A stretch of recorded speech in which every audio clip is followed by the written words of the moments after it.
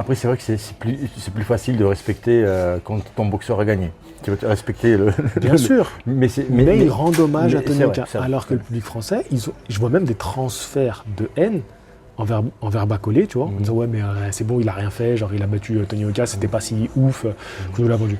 Moi je pense que quand même, ce que tu dis au niveau du marketing et comment on a vendu Tony Yoka en France, je pense que ça... On peut toujours mieux faire, attention.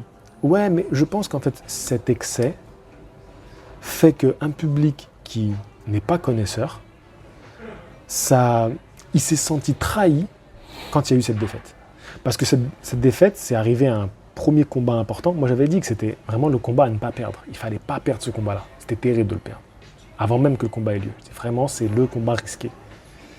Et le problème, c'est que les gens ils se sont dit, ah bah voilà, le premier niveau un peu haut niveau. Ce qui est vrai. Ce qui est vrai. Mieux classé et tu perds. Il perd. Du coup, les gens ils se sont dit, mais attends, on nous a menti toutes ces années. Ils doutent sur ils ont la niveau. rage. Donc, on peut comprendre un peu cette frustration. Bien sûr qu'on peut douter sur son niveau de Tony Yoka.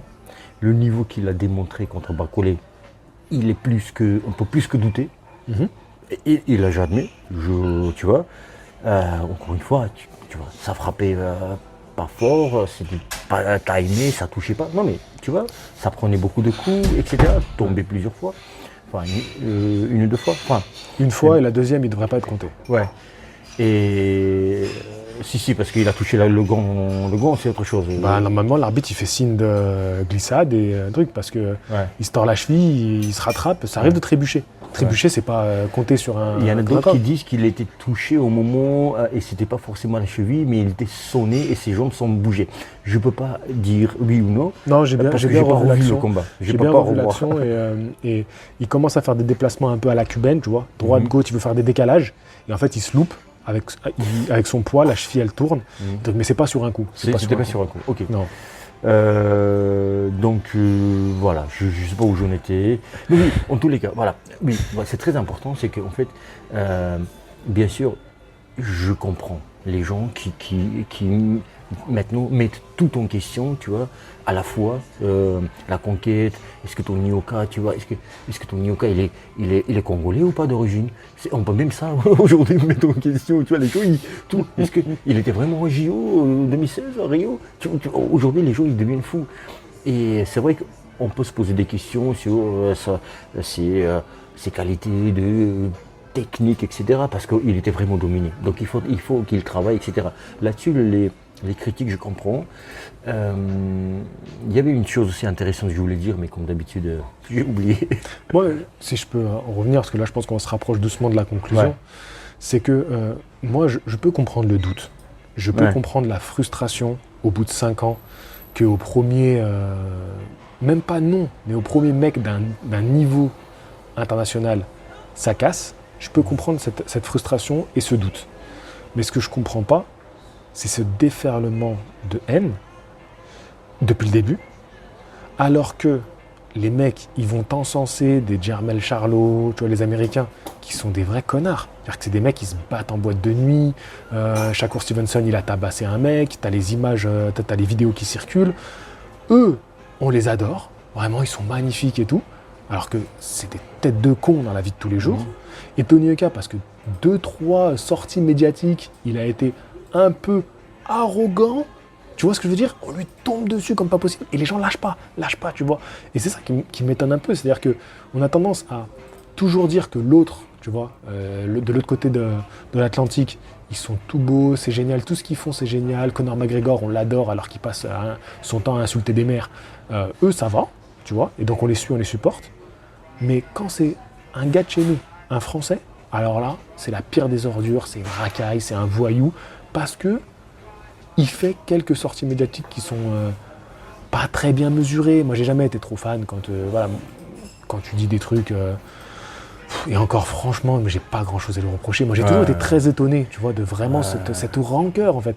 Et en fait, c'est 2 poids 2 mesures. C'est ça qui m'étonne beaucoup. Donc moi, je peux pas comprendre qu'aujourd'hui, surtout que dans ce combat-là, il prend des coups, il est dans le dur, il va au bout. Franchement, moi, je trouve qu'il a quand même montré de la bravoure. C'est pas comme si à la première porte de sortie, il s'esquisse. On a vu des boxeurs arriver à un certain niveau, première porte de sortie, allez, on y va, tu vois. hop, c'est un peu trop dur, je suis pas au niveau, on le comprend. Et ça peut se comprendre en vrai. Parce que toi, tu sais ce que c'est, tu as pris des coups sur un ring.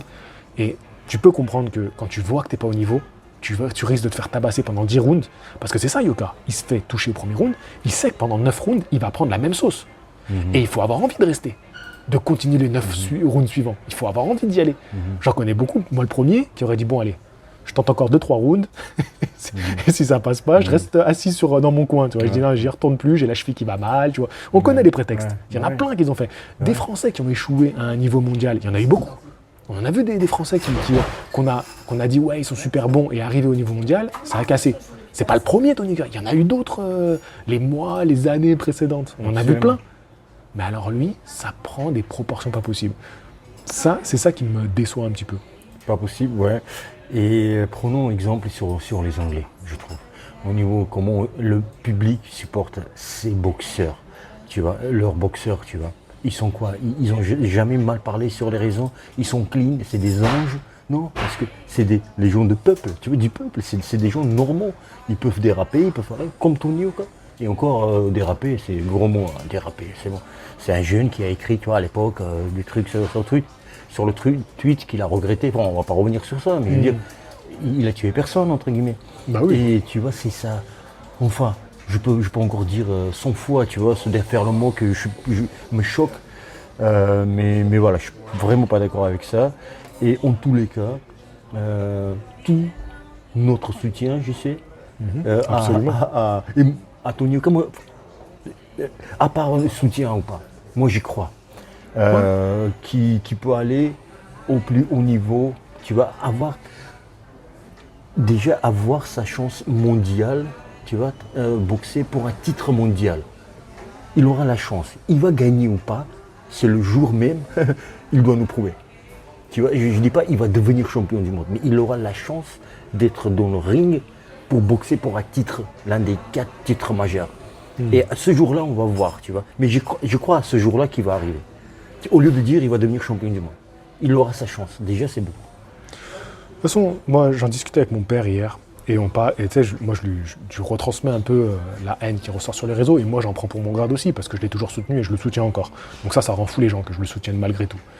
Et il me dit, de toute façon, déjà, il était un peu choqué, tu vois, de ses retours. Et puis il me dit, de toute façon, personne n'a construit une carrière sur des retours négatifs ou positifs sur, tu vois, voilà. Très intelligent. Personne, tu vois, on s'en fout de ça, en vrai, on s'en fout. Ta carrière, elle va se faire sur le ring, elle va se faire par rapport au mec que tu vas affronter ou non. Et puis, donc, pour conclure un peu par rapport à cette déferlante de haine, donc moi je pense qu'elle n'est pas méritée, elle peut se justifier, mais elle n'est pas méritée, loin de là.